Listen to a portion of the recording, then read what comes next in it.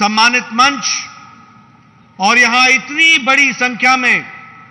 एकत्र आए देवी और सज्जनों, मेरे नौजवान साथियों और मीडिया के मेरे साथी, प्रिंट मीडिया और इलेक्ट्रॉनिक मीडिया के मेरे साथी, आज मुझे इस पवित्र भूमि पर आने का सौभाग्य मिला है और जिस गर्मजोशी के साथ आपने स्वागत किया है और मुझे देर से आने के बावजूद भी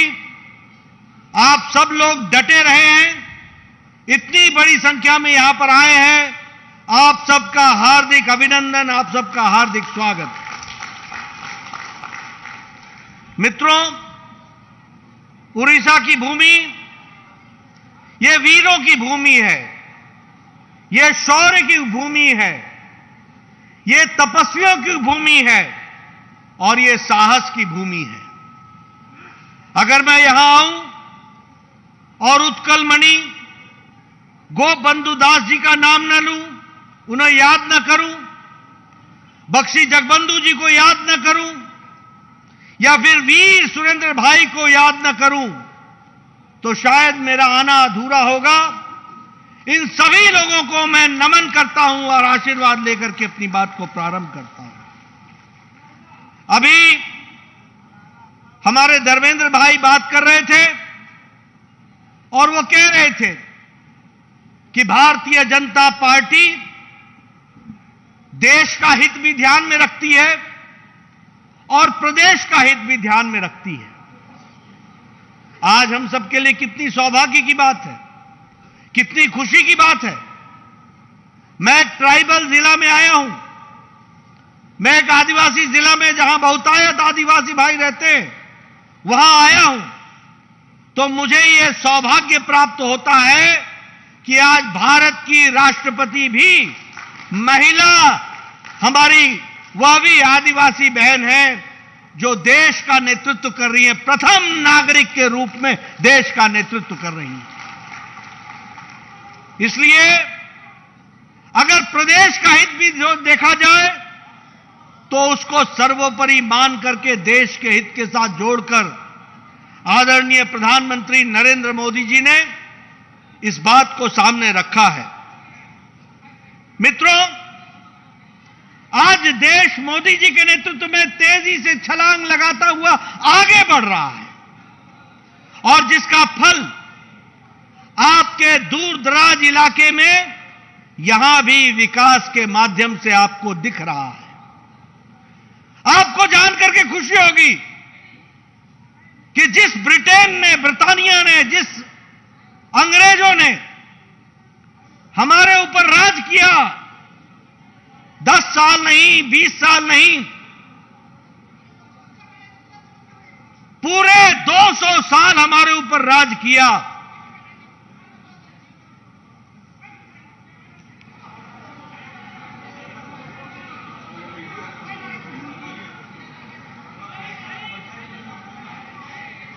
आज जिन्होंने हमें 200 साल राज किया, आज हमें खुशी होती है कि मोदी जी के नेतृत्व में भारत की अर्थव्यवस्था आज दुनिया में 5वें नंबर की अर्थव्यवस्था हो गई है और ब्रिटानिया को पछाड़ करके हमने वो स्थान हासिल कर लिया है। यानी जिन लोगों ने 200 साल हमारे ऊपर राज किया, उनसे ऊपर भी हम आगे बढ़कर के हम आज 5वें नंबर की अर्थव्यवस्था बन गए हैं। मित्रों, मैं यहां यह भी आपको बताना चाहता हूं कि आज दुनिया में अगर केमिकल इंडस्ट्री की दृष्टि से देखा जाए तो 160% वृद्धि के साथ दुनिया को देने वाला केमिकल इंडस्ट्री का लाभ भारत बन चुका है। अगर ये मोबाइल जो आपके हाथ में है, आपको जानकर खुशी होगी कि दुनिया में मोबाइल बनाने वाला भारत दुनिया में दूसरे नंबर का देश बन गया है। आपको जानकर के खुशी होगी कि मोदी जी के नेतृत्व में ऑटोमोबाइल गाड़ियां बनाने वाली इंडस्ट्री में हम चौथे नंबर पर आ जाकर के खड़े हो गए दुनिया की नजर में। और फार्मास्यूटिकल में, दवाइयों में दुनिया की फार्मेसी आज भारत बन गई है और दुनिया को दवाई देने का काम भी भारत उसमें लीड ले रहा है, यह हमको समझना चाहिए। लेकिन यहां यह भी मैं आपको बताना चाहूंगा, जिसका जिक्र धर्मेंद्र भाई कर रहे थे,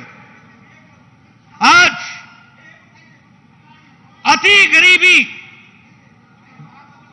भारत में अति गरीबी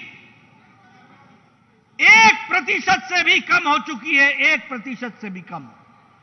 और ये हम नहीं कह रहे हैं, ये दुनिया की IMF कह रही है, इंटरनेशनल मॉनिटरी फंड कह रहा है कि अति गरीबी भारत में 1% से भी कम हो चुकी है। और यह इसलिए हुआ है क्योंकि प्रधानमंत्री जी ने 80 करोड़ की जनता को 5 किलो गेहूं या 5 किलो चावल और 1 किलो दाल देकर के 80 करोड़ की जनता को अन्न से परिपूर्ण रखा है, अन्नपूर्णा देवी की कृपा रखी है। और इसलिए मोदी जी ने तय किया, चाहे कोरोना कितना भी कष्ट पहुंचाए, चाहे कितना भी लॉकडाउन लग जाए, चाहे कोई भी मुसीबत आ जाए, मेरे भारत का नागरिक एक भी शाम को भूखा नहीं सोना चाहिए, उसको 2 वक्त की रोटी का इंतजाम होना चाहिए। और अब यह व्यवस्था हमारे धर्मेंद्र भाई ने अभी कैबिनेट में मोदी जी के नेतृत्व में इसको 2023 तक करने का निश्चय किया है। उसी तरीके से जनधन योजना के माध्यम से पहली बार जो जनता 130 करोड़ में सिर्फ 3 करोड़ की जनता बैंक का लाभ उठाती थी और उसको भारत सरकार का फायदा सीधे मिलता था, वो उसकी संख्या 3 करोड़ थी। और आज जनधन योजना के तहत आज 46 करोड़ जनता को सीधे मोदी जी का पैसा सीधे उसके खाते में पहुंचता है। यह जनधन योजना के माध्यम से किया गया है। आपको जानकर खुशी होगी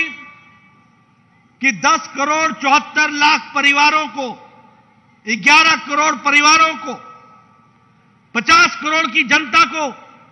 आदरणीय मोदी जी ने 5 लाख रुपए का हर साल स्वास्थ्य के दृष्टि से गंभीर बीमारियों से लड़ने का इंतजाम किया है।